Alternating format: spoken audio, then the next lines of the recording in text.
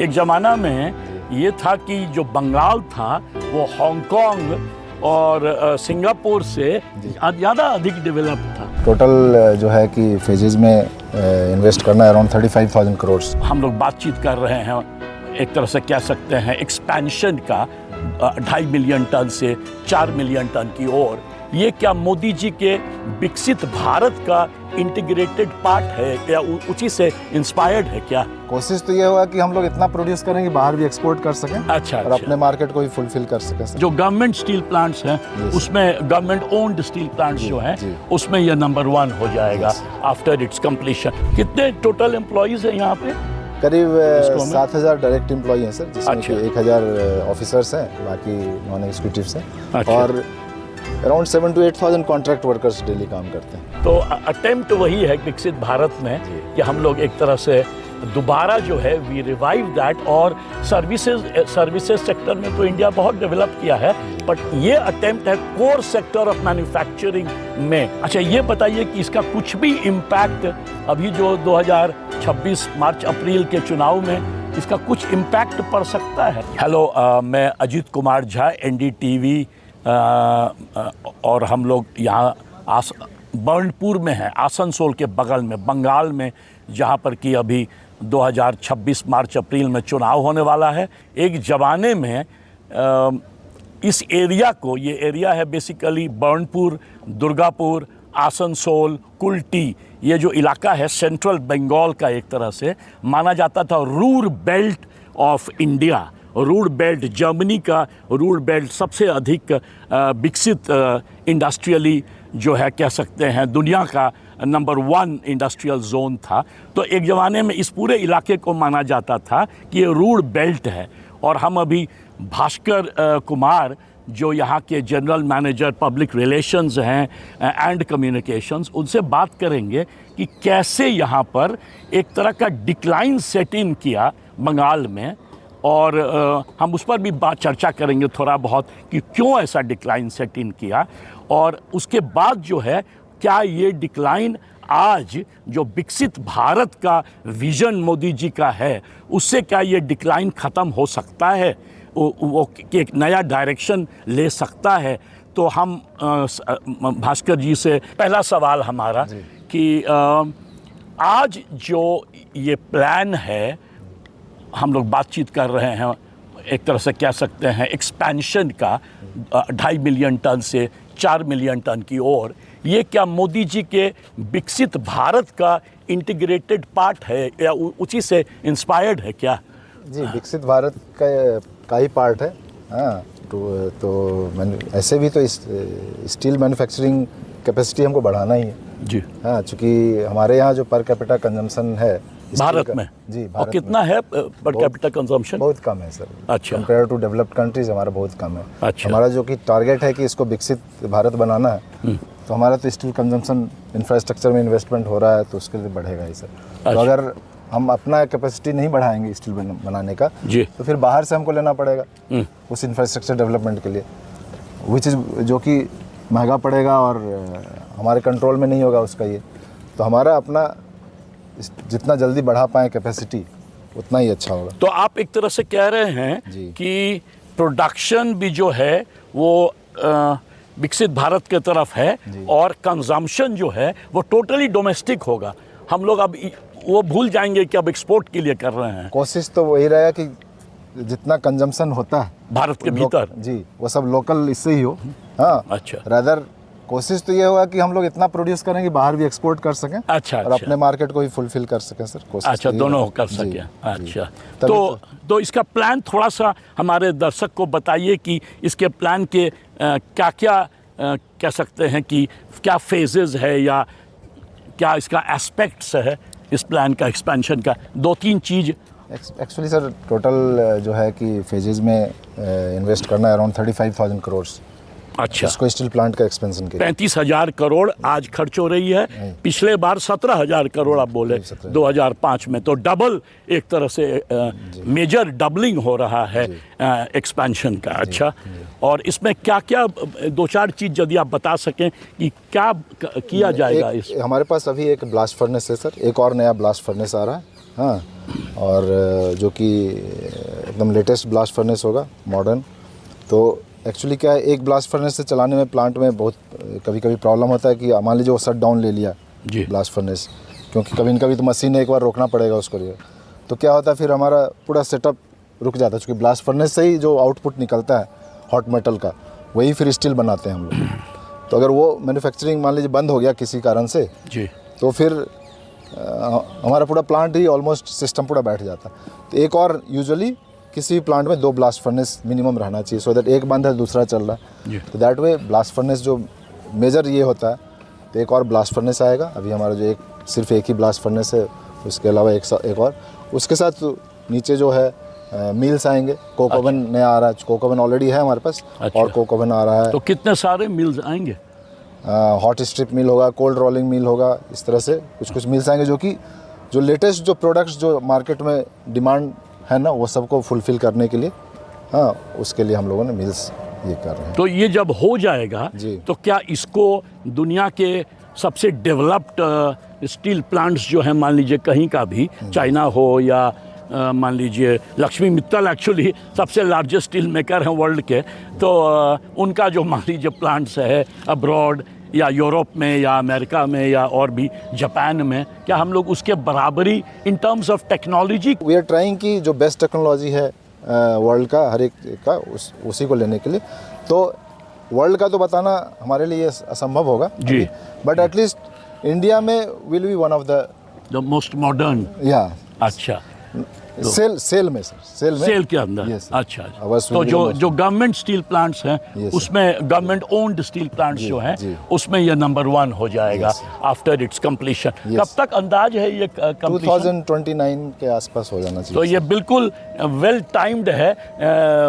अपने तरफ से तो ये लोग प्लानिंग कर रहे हैं इंटरनली, बट ये बड़ा वेल टाइम्ड है। लोकसभा चुनाव 2029 में है और इनफैक्ट नेक्स्ट सवाल मेरा ये होगा कि डॉक्टर मनमोहन सिंह आए थे 2005 में इसको मॉडर्नाइज करने के लिए।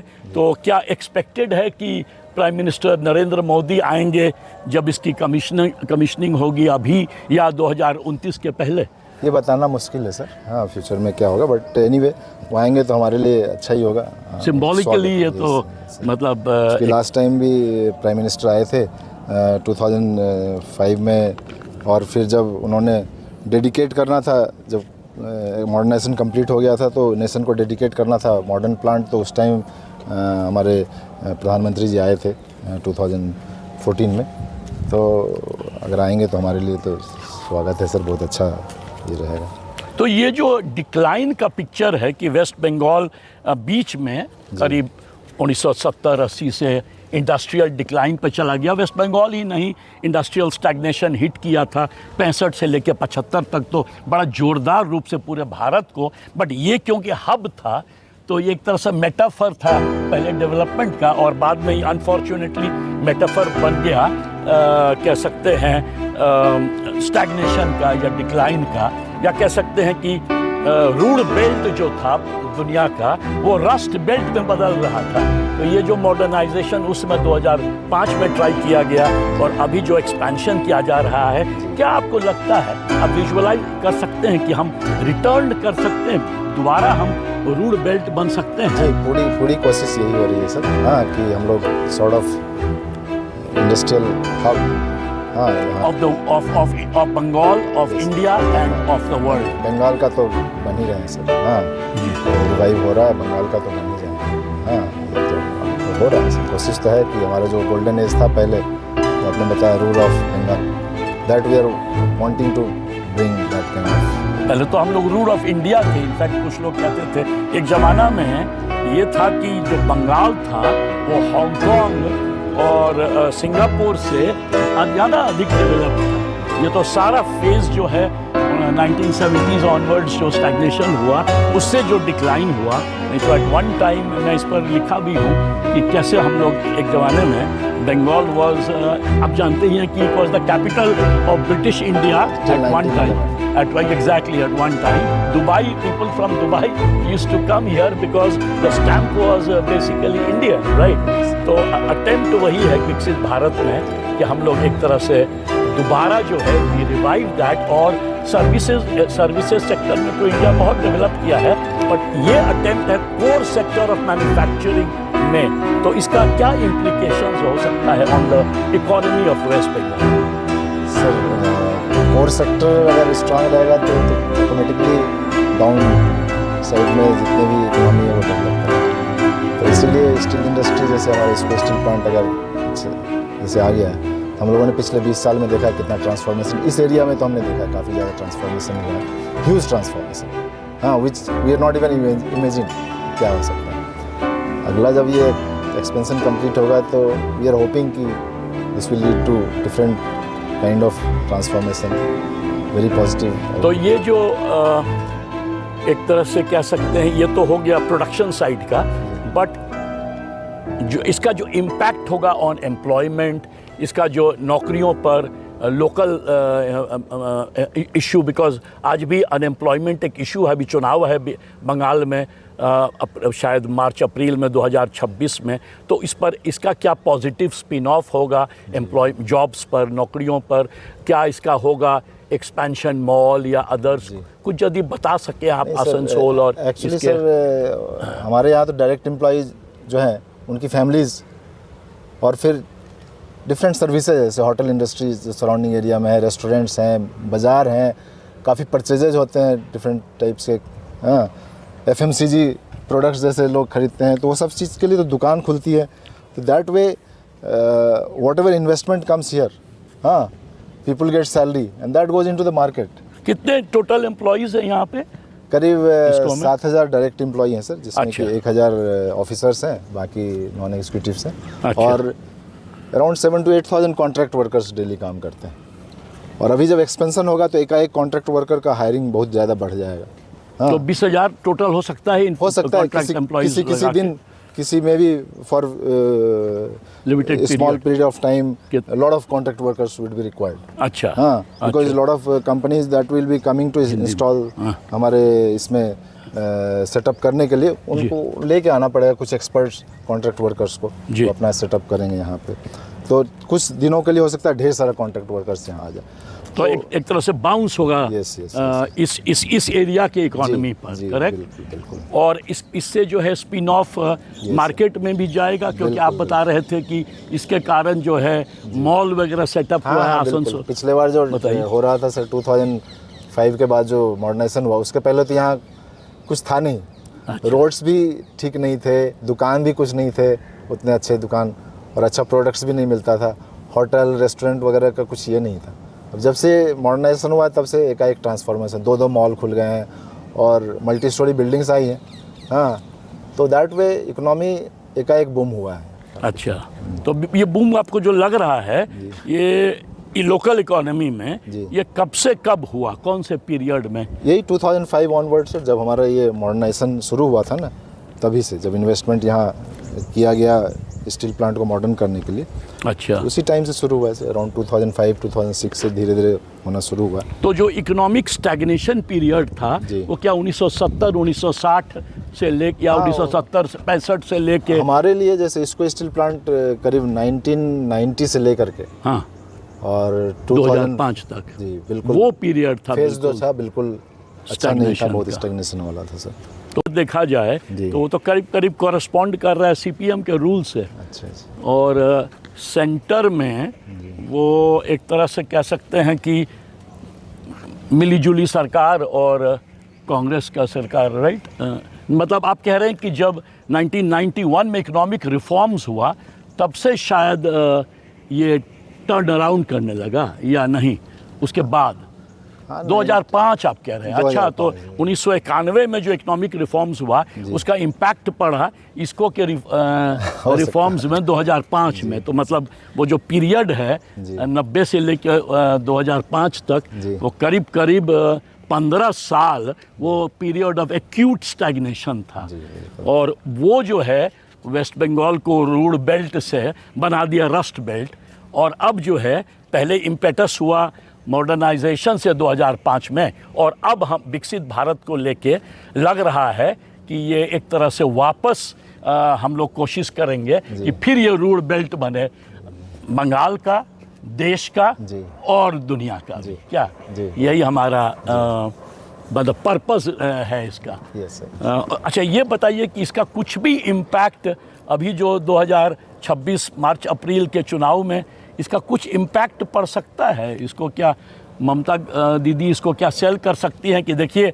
इंडस्ट्रियल सिनारियो बदल रहा है बंगाल में? मेरे लिए बताना ये थोड़ा मुश्किल है सर, comment करना अच्छा। इसके बारे में। में जब मैं स्कूल स्टूडेंट था जी। और जब ये मैं कह रहा हूँ रूड बेल्ट था, जी। तो बर्नपुर जो है, जी। बर्नपुर का जो क्लब्स थे और इसका जो एक तरह से कह सकते हैं सोशल कॉस्मोपॉलिटन लाइफस्टाइल था, वो टाटा को वो कंपटीशन अभी देता भी है था। Sir, Beldih cosmopolitan। क्लब और गोलमुरी क्लब इससे कोई ज़्यादा अच्छा नहीं था। यहाँ के बच्चे हमारे स्कूल में पढ़ते थे, बेस्ट स्विमर्स, हम मैं था बेस्ट डिबेटर, तो इस तरह से था। तो वो क्या फिर से वो रिवाइव हुआ है? वो कॉस्मोपॉलिटन कल्चर अभी भी बनपुर में है सर। अच्छा है। हाँ, बट हाँ जैसे क्लब वगैरह है, हाँ। तो हो सकता है दुनिया आगे निकल गई, हो सकता है हमारे क्लब अभी भी वो हेरिटेज ये लेकर के चल रहे हैं। हाँ। तो काफ़ी लोगों को हेरिटेज बिल्डिंग पसंद आता है और पसंद भी करते हैं, बट दुनिया काफ़ी आगे निकल गई, हो सकता है हमारा क्लब अभी भी उसी एज तो में। ये रहा बर्नपुर हाउस, यही अपना क्लब है ना? गेस्ट हाउस है। ये गेस्ट हाउस है। अच्छा, ओके। यहाँ पर गेस्ट आके ठहरते हैं और क्लब जो है वो क्लब थोड़ा दूर है, यहाँ थोड़ा से, दूर है यहाँ से, आधा किलोमीटर दूर है सर। अच्छा। तो इस पर भी कुछ अटेम्प्ट है रिवाइवल का? आप तो नहीं, कम्युनिकेशंस ऑफिसर हैं, ये तो public relation. Guest house one of the best guest house इस एरिया में है सर। अच्छा। हाँ। अच्छा। तो this is the VIP guest house that whatever VIPs when they come they stay here and there are a lot of greenery around this place। वो क्या है वहाँ ऊपर जो हम लोग देख रहे हैं? वो सर सोलर पैनल है। अच्छा। हाँ, ये हम लोगों ने सोलर ट्री बनाया है। अच्छा। हाँ, हमारे इन हाउस मैन्युफैक्चरिंग हुआ है, जी। इसके ऊपर सोलर पैनल से, इससे जो पावर ये होता है हम लोग ग्रिड में Generate। सप्लाई कर देते हैं। इसी में गेस्ट हाउस में? अच्छा, तो ये टोटली सेल्फ डिपेंडेंट है। ओह अच्छा, ये तो काफ़ी एनवायरमेंटली ग्रीन कह सकते हैं।